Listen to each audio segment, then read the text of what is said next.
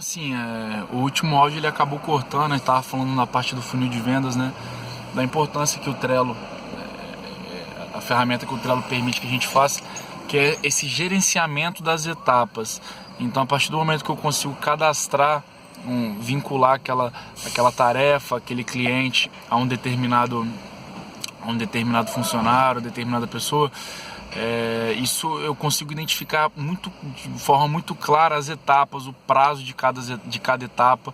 Eu consigo identificar muito bem como que foi a negociação com aquele cliente, se ele foi um cliente que chorou preço. Eu consigo lembrar o que foi que eu prometi para ele.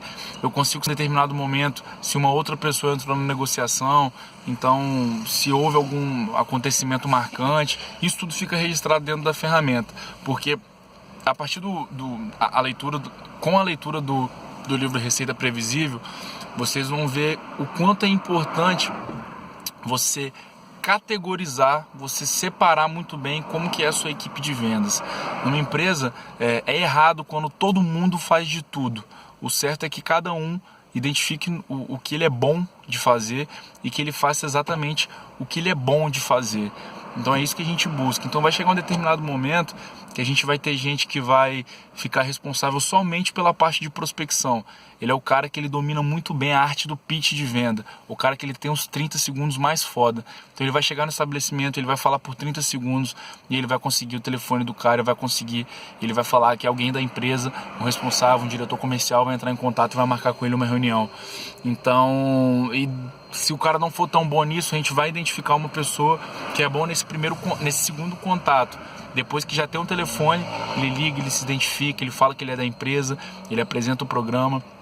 Depois a gente vai ter uma terceira pessoa que é o responsável pelo fechamento. É o cara que participa da reunião para poder ir lá negociar preço, é o cara que dá ultimato, é o cara que não sai daquela reunião sem ter o negócio fechado. Então isso tudo faz parte de um cronograma, de um passo a passo. É claro que hoje a gente ainda está nesse cenário de todo mundo faz tudo, um monte de coisa para fazer, todo mundo vende, todo mundo faz prospecção, todo mundo faz fechamento, todo mundo faz treinamento, mas a ideia é que a gente tenha isso muito bem definido, que a gente tenha pessoas responsáveis pelo setor de marketing, pessoas que tenham a função de capturar esses leads na parte inbound e outbound na internet.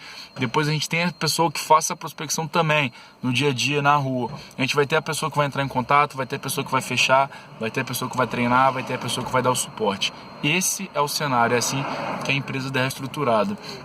E aí até um ponto que eu queria retomar, né, a questão da importância do pitch de venda. Saindo um pouco dessa parte do funil, o que é o pitch de venda? As pessoas costumam associar o pitch de venda a quando você está no elevador com alguém. Então imagina que você está lá com Bill Gates no elevador, com, enfim, um cara foda, e você tem 30 segundos até o cara chegar, apertar lá o 9º andar e sair pro apartamento dele. Então você tem aquele tempo para poder convencer ele que você é um cara foda, que você tem um produto foda e que você tem alguma coisa para vender para ele, ou algum produto oferecer, ou algum serviço para prestar. Então por isso é tão importante esse primeiro contato. Às vezes o cara ele não vai nem comprar com você porque o seu produto é bom. Ele vai comprar com você porque você é foda, porque você sabe falar, porque você tem segurança, você tem autoridade no que você fala. Então a gente precisa construir o nosso pitch de venda. É claro que muita coisa já foi feita baseado no que a gente vivenciou nesse período até agora, né? Principalmente eu, que fui na rua e tive contato com o consumidor, tentando prospectar, tentando fechar com novos parceiros. Então eu tenho um pouco para acrescentar, mas isso é um achismo total da minha parte, isso tem que ser validado, a gente tem que chegar com argumento, a gente tem que fazer teste e erro, a gente tem que passar uma semana falando a mesma coisa, depois outra semana falando outra coisa completamente diferente, para a gente conseguir tomar decisão baseada em dados, em fatos. O fato é, você precisa fazer um pitch foda, você tem que ser foda nesses primeiros 30 segundos. É isso que vai definir se o cara vai ficar dispersando, é isso que vai definir o quanto o cara vai prestar atenção em você, o quanto ele vai te dar moral para marcar uma reunião, ou o quanto ele vai ficar te enrolando, até que você desista do negócio. Então, essa parte de pitch de venda é muito importante mesmo, é algo que vale a pena, inclusive, dar uma pesquisada na internet, ver como fazer, como se portar. Aí entra toda a parte da neurolinguística. Eles costumam dizer que cerca de 7%, durante uma negociação, cerca de 7% é o conteúdo, ou seja, é o que você fala. você falar as características do seu produto e tudo mais. Cerca de 35% aproximadamente é como você fala. Então, assim, a questão da tonalidade, a questão de você saber abaixar a voz, aumentar a voz, saber a hora de parar, saber a hora de falar, saber a hora de se impor. E mais da metade de tudo que acontece durante uma negociação é programação neurolinguística. O que é programação neurolinguística? A forma que você olha para o cara, a forma que você se porta, a forma que seu peito está estufado, a forma que você demonstra que você tem confiança, se você olha no olho dele, se você não olha, se você tem a sensibilidade de completar a frase que o cara está falando de forma certa, de forma coesa, a sensibilidade que você tem de falar usando as palavras que o cara também está utilizando, senão você começa a falar um monte de gíria e o cara é um cara super sério, um cara sensato que está ali para falar de negócio. Ou o contrário, às vezes você pega uma pessoa que não tem tanta instrução e você começa a falar um monte de termo técnico, começa a falar um monte de coisa e o cara ele vai se ver muito distante de você. Então, até baseado nisso, por que as pessoas falam que é tão difícil fechar um negócio por telefone, na cold call que eles chamam, né? Ligação fria, cold call. Por que é tão difícil?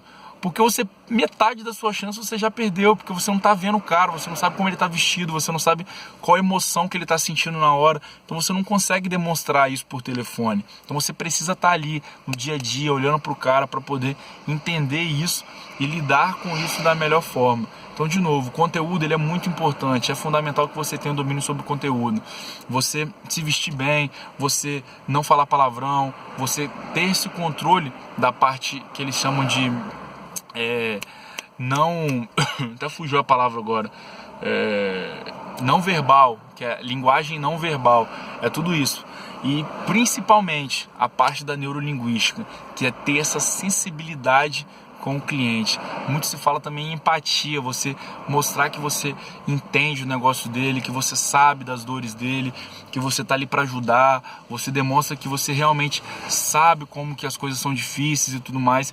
Então o cara ele te enxerga dessa forma, ele te enxerga como alguém que quer ajudar, alguém que entende as dores dele, alguém que tem autoridade, alguém que sabe ouvir, alguém que fala da mesma forma que ele fala. Então isso é fundamental na parte da negociação.